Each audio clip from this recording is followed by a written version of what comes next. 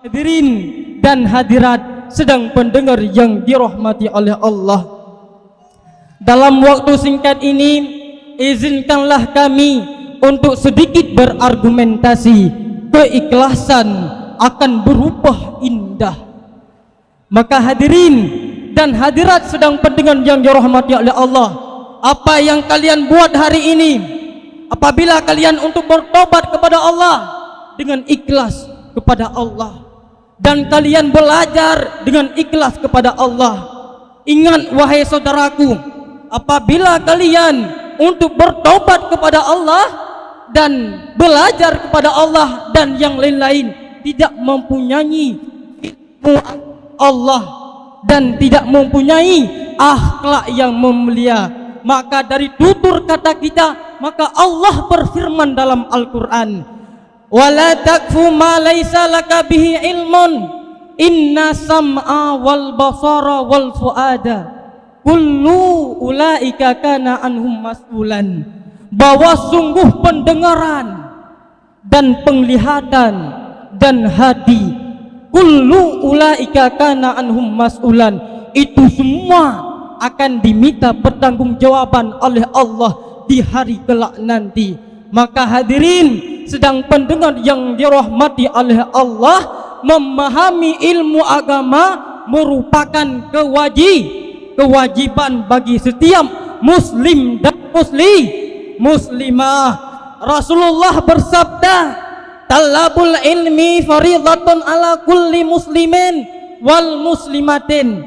Tuntut ilmu merupakan kewajiban setiap muslim dan muslimah, sebagaimana dalam ayat di atas mengatakan, inna sam'a wal basara wal fuada, bahwa sungguh pendengaran dan penglihatan dan hati itu semua akan diminta pertanggungjawaban oleh Allah Subhanahu taala di hari kelak nanti. Maka hadirin sedang pendengar yang dirahmati oleh Allah, apabila kalian hari ini ingin melakukan sesuatu dengan keikhlasan kepada Allah, Allah lah yang telah menciptakan tubuh kita ini berupa tangan, berupa mata, berupa kaki dan telinga dan sebagainya. Ini adalah ciptaan Allah. Maka kita memahami ilmu agama merupakan kewajiban. Maka penonton semuanya, siap kalian untuk menuntut ilmu agama Allah? Yang sebelah sana siap untuk menuntut ilmu agama Allah? Takbir.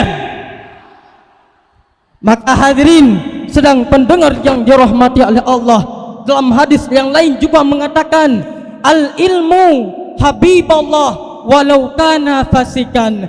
Orang alim tetap disayangi oleh Allah walaupun ia yaitu berbuat fasik dan kesalahan, tetap disayangi oleh Allah.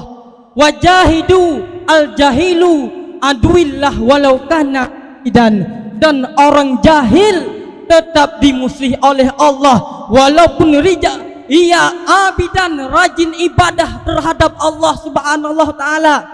Maka ingat hadirin yang dirahmati oleh Allah, maka hari ini memahami ilmu agama merupakan kewajiban di atas setiap muslim dan muslimah.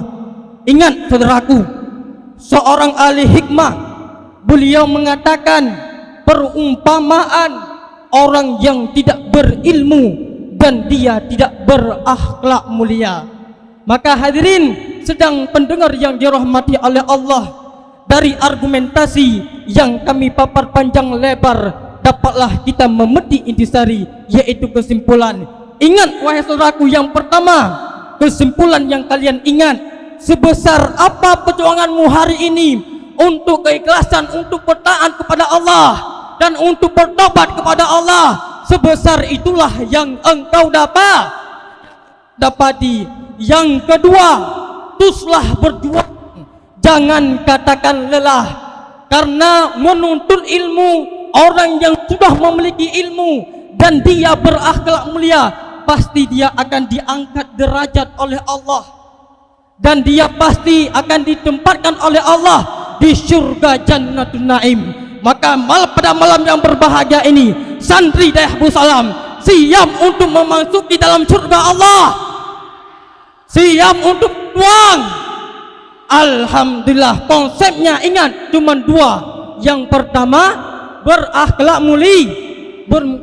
mulia. Yang kedua, menuntut ilmu agama Allah. Maka hadirin sedang pendengar yang dirahmati oleh Allah, hanya inilah yang dapat kami sampaikan. Mohon maaf atas segala kekurangan. Bila ada piring yang pecah, jangan dimasukkan dalam peti. Bila ada kata-kata saya yang salah, jangan dimasukkan dalam hati. Usikum binafsi bitaqallah. Assalamualaikum warahmatullahi wabarakatuh.